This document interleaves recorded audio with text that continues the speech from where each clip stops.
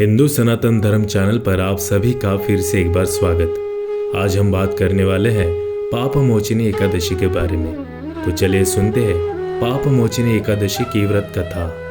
राजा मांधाता ने धर्म के रहस्यों के ज्ञाता महर्षि लोमस से पूछा, हे ऋषि श्रेष्ठ, मनुष्य के पापों का मोचन किस प्रकार संभव है? कृपा कर कोई ऐसा सरल उपाय बताए जिससे सभी को सहज ही पापों से छुटकारा मिल जाए। महर्षि लोमस ने कहा, चैत्र मास के कृष्ण पक्ष की एकादशी का नाम पाप मोचिनी एकादशी है। उसके व्रत के प्रभाव से मनुष्य के अनेक पाप नष्ट हो जाते हैं। मैं तुम्हें इस व्रत की कथा सुनाता हूँ, ध्यान पूर्वक श्रवण करो। प्राचीन समय में चैत्ररथ नामक एक वन था। उसमें अप्सराएं किन्नरों के साथ विहार किया करती थी। वहां सदैव वसंत का मौसम रहता था, अर्थात उस जगह सदा नाना प्रकार के पुष्प खिले रहते थे।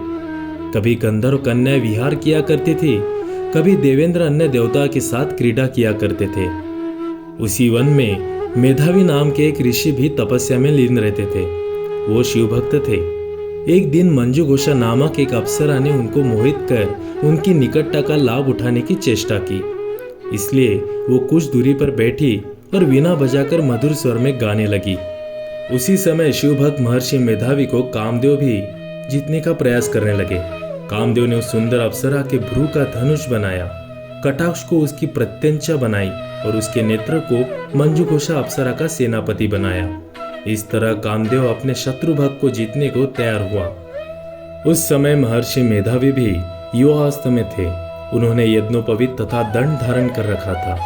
वो दूसरे कामदेव के समान प्रतीत हो रहे थे। उस मुनि को देखकर कामदेव के वश में हुई मंजू घोषा ने धीरे धीरे मधुर वाणी से वीणा पर गायन शुरू किया। तो महर्षि मेधावी भी मंजू घोषा के मधुर गाने पर तथा उसके सौंदर्य पर मोहित हो गए।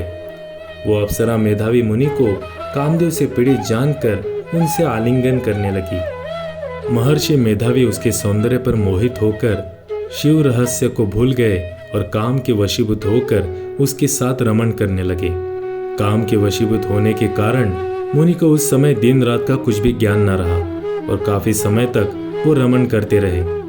कुछ सालों बाद मंजू घोषा उस मुनि से बोली, हे ऋषिवर, अब मुझे बहुत समय हो गया है, अतः स्वर्ग जाने की आज्ञा दीजिए।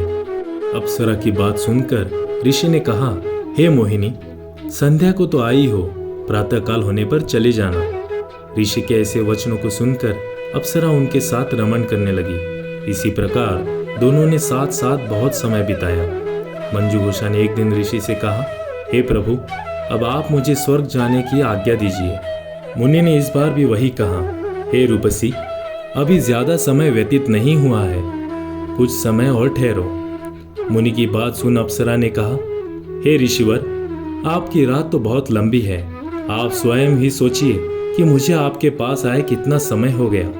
अब और ज्यादा समय तक ठहरना क्या उचित है? अप्सरा की बात सुन मुनि को समय का बोध हुआ और वो गंभीरता पूर्वक विचार करने लगे। जब उन्हें समय का ज्ञान हुआ कि उन्हें रमण करते 57 वर्ष व्यतीत हो चुके हैं, तो उस अप्सरा को वो काल का रूप समझने लगे। इतना ज्यादा समय भोग विलास में व्यर्थ चला जाने पर उन्हें बड़ा क्रोध आया। अब वो भयंकर क्रोध में जलते हुए उस तप नाश करने वाली अप्सरा की तरफ भ्रुकुटी तान कर देखने लगे।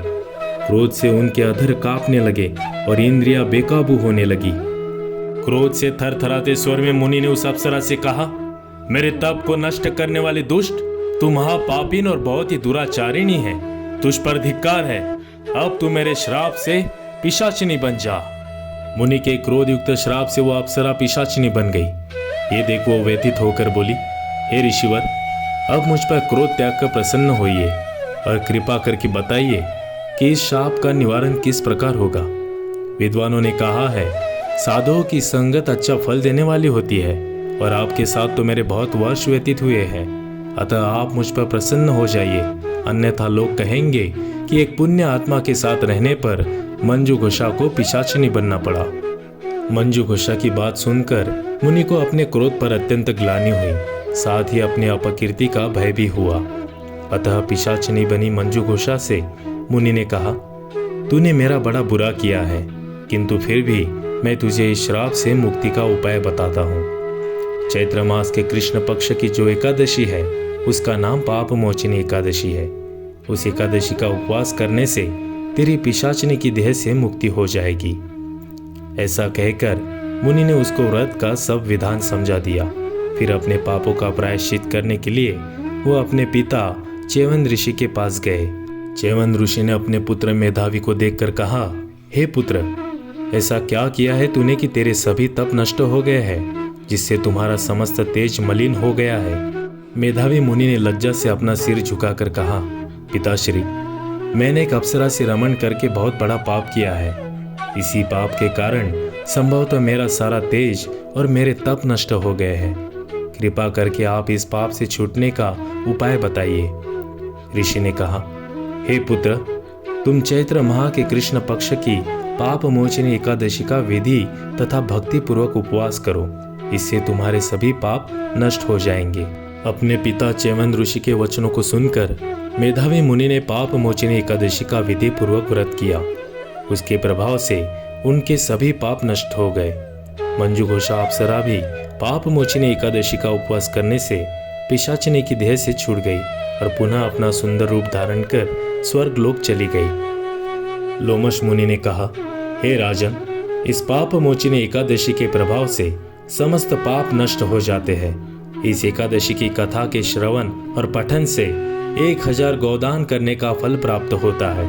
इस उपवास के करने से ब्रह्म हत्या करने वाले, स्वर्ण चुराने वाले, मद्यपान करने वाले, अगम्यागमन करने वाले आदि भयंकर पाप भी नष्ट हो जाते हैं और अंत में स्वर्ग लोक की प्राप्ति होती है।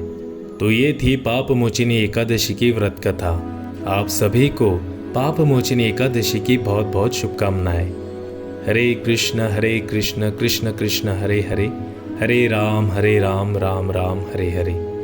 इस तरह के वीडियो देखने के लिए और भगवान के बारे में और जानने के लिए इस चैनल को सब्सक्राइब कीजिए और लाइक और शेयर कीजिए।